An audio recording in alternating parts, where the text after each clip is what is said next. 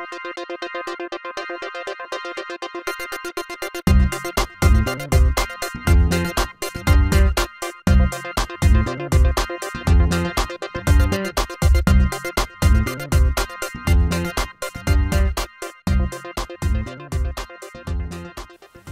this is Kathleen of American College Strategies, and I'd like to welcome you to the campus of the College of William and Mary.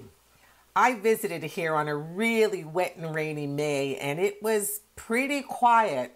Most of the students were studying for final exams, but the rain, the wet, and the quietness still didn't take away from the beauty that surrounded me on this campus. William and Mary actually is the second oldest university in the USA. It was founded in 1693, and it would have been the first university, except the founding was interrupted by a rising from the Indian nation. And the magnificence on this campus is palpable, with buildings dating back to the early 1700s and late 1600s. William and Mary is a public university and considered what is known as the public Ivies.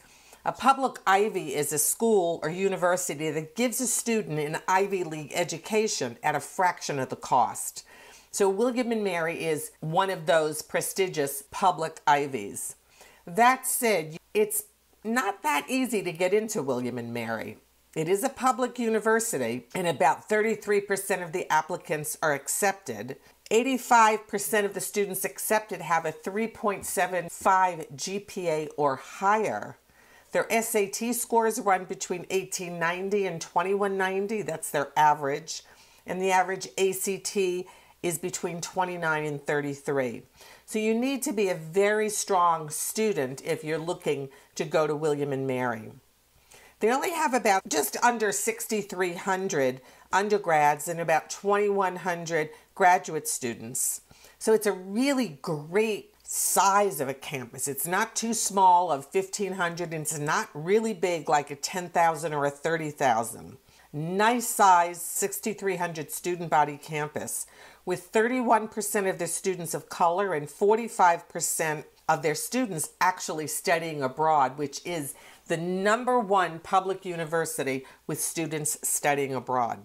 While a public university and based in Williamsburg, Virginia, William and Mary has a few other small campus sites, one in Washington, D.C., and one in Gloucester Point, which has their marine science campus.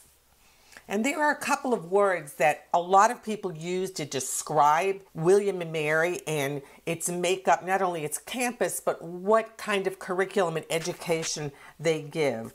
And those words are diversity, community service, and it's the #1 school sending the most students into the Peace Corps, sustainability, and research. So those are 4 key components that really make up what William and Mary is. Now, as I walked around the campus, these old buildings, very ivy covered, just a beautiful feel. The students I saw were walking through woods and over bridges and over ponds, and they're all, even with studying, looked like having a grand time. And so with that long history, there's some things that I think you need to know when you're looking at schools and looking at William and Mary. The first honor code in the United States was developed at William and Mary. Phi Beta Kappa, the academic Greek organization, was founded there in 1776. 3 United States presidents have graduated from there: Thomas Jefferson, John Tyler, and James Monroe.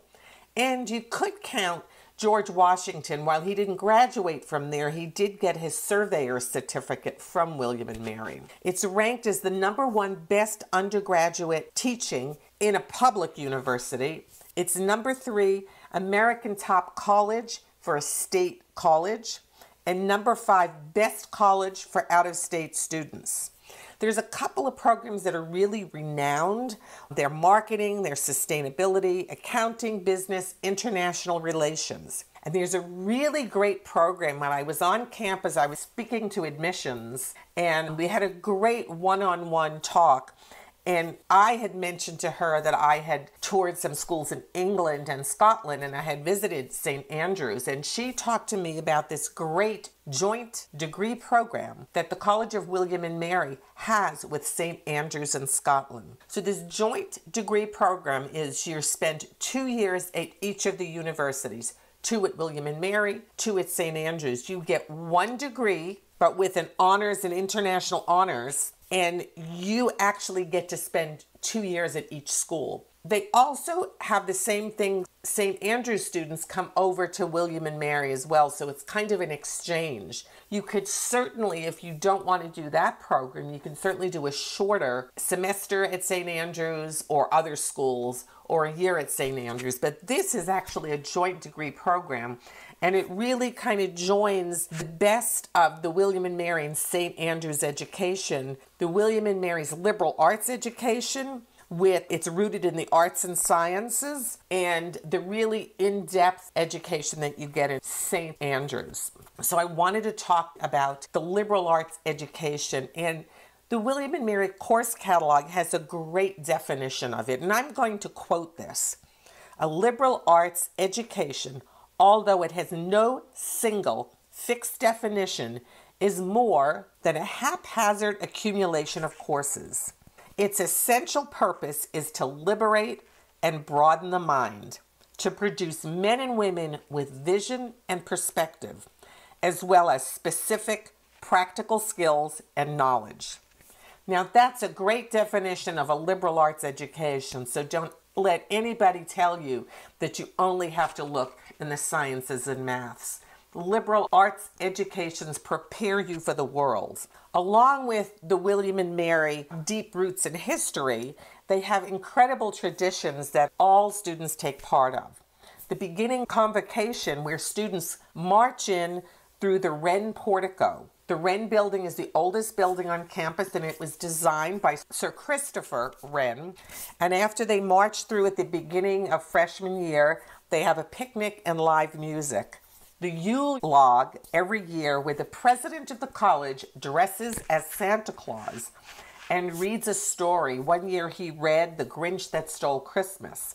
This is done every year with a big Yule log burning. At the end of the academic year, every year there's a king and queen ball. It's done in the sunken garden, where everybody goes into the garden. There's a giant party, food and live music. And the night before graduation, once again, the students march through the Wren portico for a candle lighting ceremony, passing the light from graduate to graduate, symbolizing the William and Mary logo, which is one tribe, one family.